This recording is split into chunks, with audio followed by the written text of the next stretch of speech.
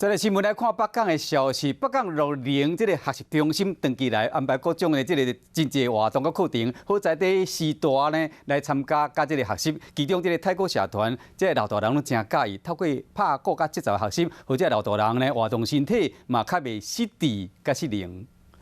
北港乐龄学习中心安排多元课程，丰富时代生活，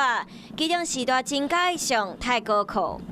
这个太鼓的动作，一开始我真的是手忙脚乱，除了自己要靠自己不断的去背，不断的去看影片，不断的去练习。拍鼓对时代来讲是真好的运动方式，会当活动筋骨，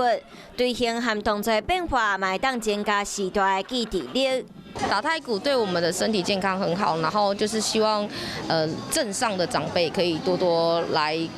老人会看我们打鼓，或者是来参加我们北港乐龄的太鼓队这样子。拍鼓对时代身体有真侪好处，欢迎还未体验过时代来报名做伙拍鼓交朋友。